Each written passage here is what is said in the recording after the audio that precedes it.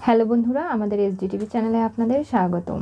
আমি দীপিকা চলে এসেছি আপনাদের জন্য তোমাদের রানী সিরিয়ালের আপডেট নিয়ে। রানী দুনিকে শুইয়ে রেখে বাড়িটা সুন্দর করে ডেকোরেশন করে দিয়েছে। শুক্লা ঘুম থেকে উঠেই মেজ বৌমা বলে যখনই ডাকতে লাগে তখনই হঠাৎ দেখতে পারে বাড়িঘর সবকিছু ডেকোরেশন করা। তুমি কি এগুলো করেছো? না তোমা, আমি তো আসছিলাম তাড়াহুড়ো করে এই সব কিছু করার জন্য। তখনই হঠাৎ দুনির কান্নার আওয়াজ শুনতে পায়। দুনিকে দেখে কোলে তুলে নেয় শুক্লা, বলে এই তো আমার নাতনিকে পেয়ে গেছি। দুদিন থেকে ওর সঙ্গ আমি পাইনি, আমাকে কতটা যে কষ্ট হচ্ছিল। এই তো আমি তোর কাছ থেকে কোথাও দূরে যাইনি। মেজ বৌদি দেখতে পারে টেবিলের ওপরে মিষ্টি বানানো রয়েছে, যা এই বাড়ির নিয়ম সবটা।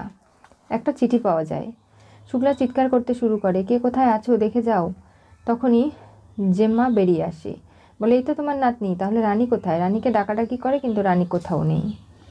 দুনিকে দেখতে পেয়ে তার দাদুভাইও খুব খুশি হয়ে যায়, বলে এই তো আমার দিদিভাই চলে এসেছে। কোত্থেকে এলে তুমি? দেখলে তোমার ওরকম একটা লক্ষ্মীমন্ত বউ রয়েছে রানী, কত সুন্দর। আমি ভেবেছি পয়লা বৈশাখের উৎসব এই বাড়িতে আর হবেই না, সব কিছু হয়তো নষ্ট হয়ে গেল, শেষ হয়ে গেল। কিন্তু তারপরেও দেখতে পাচ্ছি যে না, রানী দায়িত্ব নিয়ে সব কিছু ঠিকঠাক মতো পালন করেছে। আর তুমি তার উপর রাগ করো শুক্লা? একবারও ভেবে দেখো নি যে ওই পরিবারের কথা কতটা ভাবে? আজকে নিজের মেয়েকে তোমার কাছে দিল যাতে তুমি খুশি হতে পারো। তবে ওই মেয়ে কোথায় কোথায় যে জানি না। দুর্জয় তার মেয়েকে এসে দেখে খুশিতে চুমু খায়, আদর করে এবং খুব খুশি হয়ে যায়। সবাই মিলে দুনিকে নিয়েই তাদের পয়লা বৈশাখটা খুব সুন্দর করে দিনটা শুরু হয়। রানী দূর থেকে দাঁড়িয়ে সমস্ত কিছু দেখছে আর ভাবছে, মা তুমি খুশি তো? তাতেই আমি খুশি। আমি জানি যে আজকের দিনে দুনিকে পেলে তুমি কতটা আনন্দিত হবে। দেখো, এখানে একটা চিঠি লেখা রয়েছে দুর্জয়, সেটা তার হাতে দেওয়া হয়। দুর্জয় পড়ে দেখতে পারে যে সবাইকে পয়লা বৈশাখের শুভেচ্ছা জানিয়েছে রানী। এই সব কিছু সে রাত জেগে করেছে। যখন সবাই ঘুমিয়ে গিয়েছিল মোবাইলের টর্চ এনে দুনিকে কোলে নিয়ে বলেছিল, একদম চুপ থাকবি, কোনো কথা বলবি না, কান্নাকাটি নয়, আমার অনেক দায়িত্ব, সেগুলো করতে হবে। রানী রাত জেগে ঘরটা সাজিয়েছে, মিষ্টি বানিয়েছে। এই পরিবারের সবার আজকে পয়লা বৈশাখ উদযাপন করতে যাতে কোনো অসুবিধে না হয় সেই দিকটা রানী দেখে নিয়েছে। কিন্তু দুর্জয়, মা আমাকে না ডাকলে আমি ওই বাড়িতে যেতে পারবো না। আজকে আমার কয়েকদিন বাদে পরীক্ষা রয়েছে, তাই বন্ধুদের বাড়িতে যাচ্ছি। ওদের কাছে কিছু নোটস আমাকে আজকে নিতেই হবে, তা না হলে চলবে না। সেই নোটসগুলো নেওয়া হলে তারপরে আমি ফিরে আসব। ততক্ষণ আমি জানি যে তোমরা দুনিকে খুব আগলে রাখবে, ভালো রাখবে। আর দুনি যাতে ভালো থাকে তার জন্যই মায়ের কাছে আমি দিয়ে গেলাম। দুর্জয় অবাক হয়ে যায়, বলে আমি এক্ষুনি যাব। রানী কোথায় আছে ওকে খুঁজে বের করব। আমার এইসব আর লুকোছুপি ভালো লাগছে না।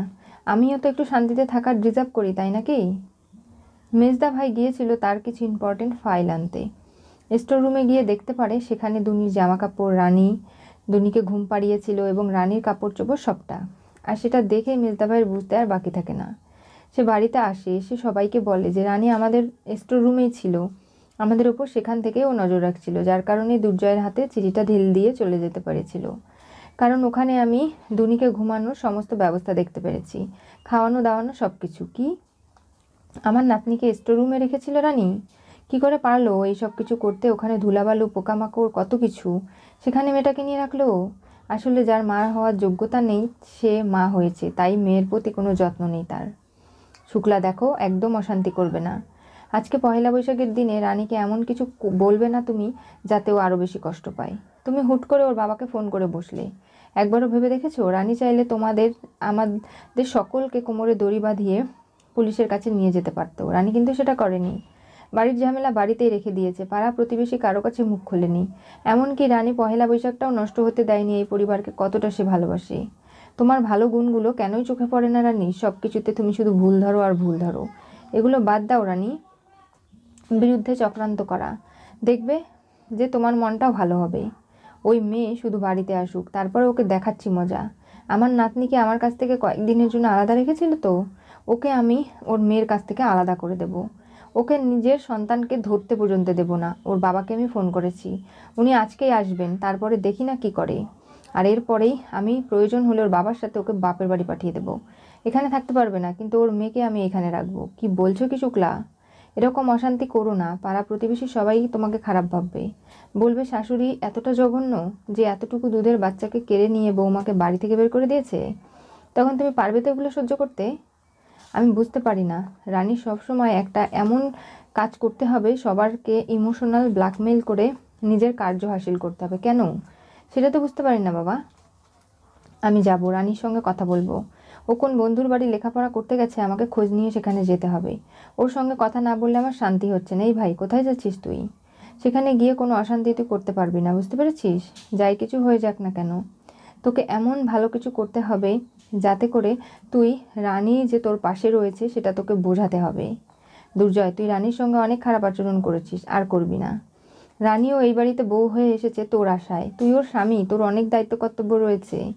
তাই বলে তুই রানীকে এরকম ভুল বুঝে দূরে সরিয়ে দিতে পারিস না। ও কতটা কষ্ট পাচ্ছে বলতো, ভেতরে ভেতরে ও ভেঙে চুরে যাচ্ছে, কিন্তু ওর ধৈর্য ক্ষমতা অনেক, তাই এই বাড়ি ছেড়ে কোথাও যায়নি মেয়েটা। এই বাড়ির লোকদের মান সম্মান বাঁচাবে বলে বাড়িতে স্টোর রুমে রাত কাটিয়েছে নিজের মেয়েকে নিয়ে। কতটা কষ্ট করেছে একবার ভেবে দেখেছিস সেটা? তাই বলছি, যাই কিছু হয়ে যাক না কেন, তুই যা, গিয়ে ছোট বৌমাকে ফিরিয়ে নিয়ে আয়। ওকে বোঝা যে স্বামী হিসেবে তুই ওর পাশে আছিস, ওর বিপদে ওর হাত ধরে আছিস শক্ত করে। কখনো কেউ রানীকে এই বাড়ি থেকে বের করতে পারবে না। তুই ওকে এই বাড়িতে রাখার যোগ্যতা এবং সেই অধিকার দিয়েছিস, তুই ছাড়া কেউ ওর কোনো ক্ষতি করতে পারবে না। চল ভাই, আমিও তোর সঙ্গে যাই। রিতম চলে যায় দুর্জয়কে নিয়ে। এদিকে পিঙ্কি ফোন করে বসে আনিশাকে, বলে, দেখলে তো আনিশা, আমরা কিছুই করে উঠতে পারলাম না, ঘুরে ফিরে সেই ষাটের কলের মতো এখানে এসে পড়ে থাকলাম। তার মানে দুর্জয় চলে গেছে রানীকে ফিরিয়ে নিয়ে আসতে। ওর আদরের বউকে না কাছে পেয়ে খুব কষ্ট পাচ্ছে বেচারা। দুর্জয়কে বাইক চালিয়ে বারবার করে নিয়ে যাচ্ছে রিতম, আর বলছে যে, দেখো, একদম কোনো চিন্তা করো না, আমি আছি তো। তবে দেখ, যাই কিছু হয়ে যাক না কেন, আমাদের কিন্তু রানীকে বাড়ি ফিরিয়ে নিয়ে যেতেই হবে। তুই বুঝতে পারছিস তো ভাই? তোর অনেকটা মাথা গরম। আমি চাই না যে এমন কিছু ঘটুক যাতে তোর কোনো ক্ষতি হয়ে যায়। আর সেই সব কারণেই বলছি, তুই রেগে গিয়ে রানীকে কয়েকটা কথা শোনাবি, রানী আবার তোকে কথা শোনাবে। এইসব কিছু তো কোনো প্রয়োজন নেই বল। যাই কিছু ঘটুক না কেন, তুই মাথাটা ঠান্ডা রাখবি। আমি চাই না রাস্তার মাঝখানে তোর এবং রানীর একটা না একটা ঝামেলা হোক। দুনিকে নিয়ে তোদের সামনের দিনগুলো আরও ভালো কাটাতে হবে, বুঝতে পেরেছিস তো? পিঙ্কি রেগে গেছে, বলছে, জানো তো, ওই মেয়ে এতটা ধূর, বাড়ির সবার চোখের আড়ালে রাত্রিবেলা এসে বাড়িঘর সব কিছু সাজিয়ে দিয়েছে। পয়লা বৈশাখে সবাইকে সারপ্রাইজ দিয়েছে, দুনিকে তার শাশুড়ি মায়ের কোলে তুলে দিয়েছে। এর থেকে বড় আর কি হতে পারে? আমাকে শিওর করতে হবে যাতে ছোটো মা কোনোভাবেই দুনির ওপর রেগে না থাকে, কোনোভাবেই যেন রানীকে মেনে না নেয়, সব সময় যেন রানীর ওপরে প্রেশার ক্রিয়েট করতে পারে। আর সেই সব কারণেই যা কিছু করতে হবে সবটা করব আমি। তবে জানো তো আনিশা, যা কিছু ঘটেছে আজকে সবটা কিন্তু রানী খুব পরিকল্পনা মাফিক করেছে। আমি বুঝতে পারছি না ওর পরবর্তী পদক্ষেপ কি হবে। তবে ছোটো মা আমাকে কি বলেছে জানো? দুনিকে কেড়ে নিয়ে নিজের কাছে রেখে দেবে, আর রানীকে ওর বাবার সঙ্গে পাঠিয়ে দেবে কুলটিতে। বেশি বাড়াবাড়ি রানী করছে তো, এর ফল ভালো হবে না। আমি ছোটো মার ব্রেন এমনভাবে ওয়াশ করে দিয়েছি যে কেউ বুঝতেও পারছে না যে আমি এই সব কিছু করাচ্ছি।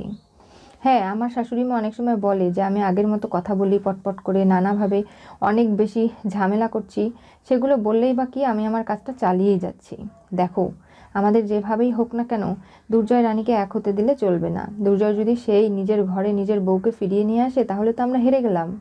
একটা ঝাটকা লাগলো রানীর, তাছাড়া আর কিছুই করে উঠতে পারলাম না। ওদের সম্পর্কটা আমার মনে হয় বেশি দিন টিকবে না, বিশ্বাস করো।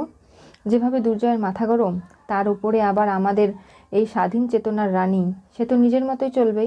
আর ওদিকে আবার ছোটো মা, সে কোনোভাবেই রানীকে দুনির কাছে ঘেঁচতে দেবে না। নানাভাবে চারিদিক থেকে রানী জটিলতায় পড়ে গেছে, না পাবে নিজের স্বামীকে কাছে পেতে, সমস্ত ভালো কিছুতে নিজের স্বামীর সঙ্গ, আর ওদিকে আবার নিজের পড়াশোনা নিয়ে এতটাই ব্যস্ত যে নিজের সন্তান, নিজের পরিবারকে সময়ও দিতে পারবে না। এইসব করতে গিয়ে দেখবে রানী লেখাপড়াটাই করছে, কিন্তু অন্য কোনো দিকে সে আর সুখ পাবে না। কারণ জীবনে যাই কিছু ঘটে যাক না কেন, রানী এবং দুর্জয়ের সম্পর্কটা এক থাকতে পারে না। বড় বৌদি, তোমাকে যেভাবেই হোক না কেন এই বিষয়গুলো ইনশিওর করতে হবে। আর যদি সত্যি আন্টি রানীর কাছ থেকে দুনিকে কেড়ে নিতে পারে, তাহলে তো রানীর সমস্ত মনোবল ভেঙে যাবে। রানী কিন্তু আর কোনোভাবে লড়াই করতে পারবে না।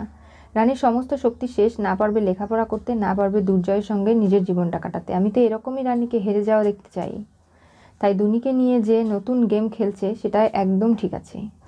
কি হতে চলেছে তোমাদের রানী সিরিয়ালের পরবর্তী টুইস্টে? দুর্জয় রানীকে বাড়িতে ফিরিয়ে আনতে ছুটল, শুক্লার দুনিকে ঘিরে নতুন গেম খেলবে। শুক্লা যা শুরু করেছে, পিঙ্কির কথা শুনে এরকম কান কথা শোনা মানুষগুলো কখনো নিজের জীবনে যেমন ভালো থাকতে পারে না, তেমনি নিজের ছেলের বউকেও সুখী হতে দিচ্ছে না। এরকম মানুষের সঙ্গে সংসার করা মানে প্রতি পদে পদে বিপদ ঘাড়ে ঝুলে রাখা। আর রানী তাই করছে। রানী কি চেয়েছে? শুধুমাত্র ডাক্তারি পড়তে চেয়েছে, নিজের সংসারটা স্বামীর সঙ্গে সুখে শান্তিতে করতে চেয়েছে, নিজের মেয়েকে মানুষের মতো মানুষ করতে চেয়েছে, যেটা সকলেই চায়। আর সেই চাওয়াগুলোর মধ্যে জল ঢেলে দিতে পিঙ্কি সবসময় প্রস্তুত। আনিশা পিঙ্কি মিলে যেভাবে রানীর জীবনটা ঘেটে দিয়েছে, কোনোভাবেই রানী এগিয়ে যেতে পারছে না, বারবার পিছিয়ে পড়ছে, বারবার তার পথ চলাটা মসৃণ হচ্ছে না, বরঞ্চ আরও বেশি বিপদগ্রস্ত হচ্ছে। এবার দুর্জয় রানীর ঝগড়া বেঁধে যায়। রানী প্রচণ্ড মন খারাপ করেছে দুর্জয়ের ওপর। আজকে পহেলা বৈশাখ, রানীকে ফিরিয়ে নিয়ে যেতে কী এমন টান পড়লো দুর্জয়ের? কারণ দুর্জয়ের যখন বউ বাচ্চা ছিল না, তখন সে কোনোভাবে খোঁজখবর করেনি। আজকে কেন এসেছে? এগুলো নিয়ে রাস্তায় তাদের ঝগড়া বেঁধে যায়। রানী কি আদৌ ফিরে যাবে ওই বাড়িতে? জানতে হলে চোখ রাখতে হবে আমাদের চ্যানেলে। পাশে থাকা বেল আইকনটি অবশ্যই করে ক্লিক করুন।